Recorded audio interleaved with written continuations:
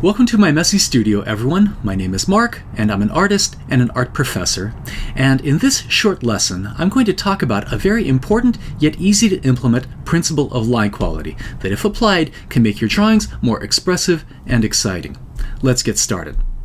But before I do, I have one more upcoming online workshop I'd like to plug, called The Fundamentals of Crosshatching: The 6 Basic Strokes.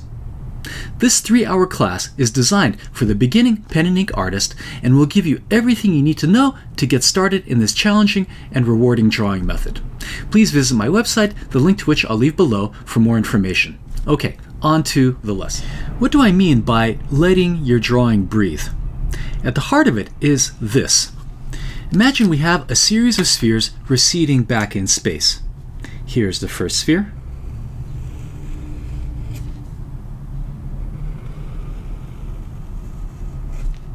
Here's my second sphere. And here's my third sphere.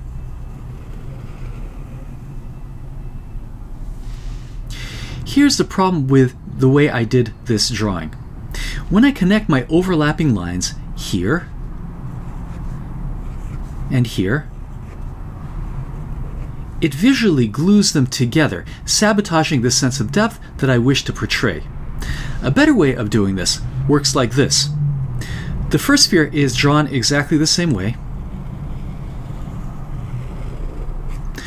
but when I draw the second sphere, instead of connecting my contours, I do this instead.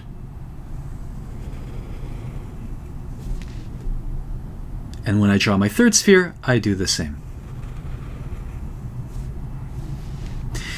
When I fade my lines where the spheres are being overlapped, it serves to separate my objects from each other and gives a stronger sense of depth that these spheres are one in front of the other. This is what I mean by letting your drawings breathe. Many artists will outline their drawings with a completely closed line. This has a flattening effect.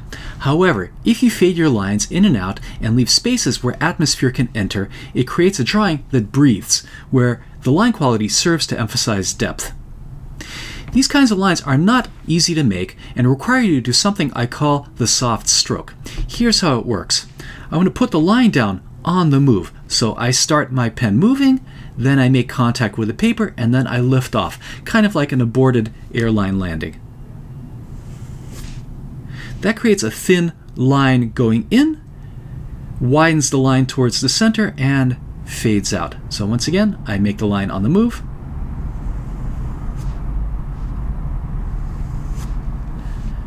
fading the line in and out, as opposed to making contact with the paper, putting a line down, and lifting up, which creates little hard edges at the beginning and the ending of the line. This principle obviously not only applies to spheres, but to just about anything, since everything you draw is composed of overlapping shapes or of complex overlapping textures, and should be rendered with open lines.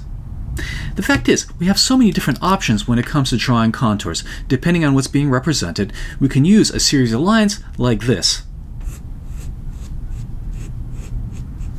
or dashes, or even dots, or a combination of the two. Not only do contours like this more effectively convey the complex interplay of shapes and textures, the sheer variety of lines makes the drawing more exciting. To illustrate this principle, here are two drawings. In the first one, I kept the contours closed off. Can you all see how closing the contours leads to a drawing that's flat, monotonous, and heavy?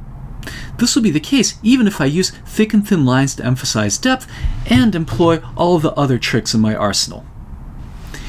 In the second drawing, I kept my contours more open, leading to a drawing that's lighter, more three-dimensional, and, well, just better. To drive home this very important point, let's look at a few drawings by Rembrandt. Look at how much space he leaves between the lines. This playful variety of strokes really adds to the charm of this little drawing and is a large part of why it feels so full of life. Here's another one in case you thought this was accidental. So, to conclude, don't carefully seal off the contours of your drawings. Don't worry, they're not balloons, air will not seep out. Let them breathe instead, leaving openings in your lines to emphasize overlapping forms and complex textures. This will bring energy and visual interest to your work. There are more rules to using lines than this one, of course, but this is definitely one of the most important. I hope you found this video useful, and if you did, hit subscribe and stay tuned to many more videos just like it. Thanks for watching, and see you back in my messy studio very soon. Bye-bye.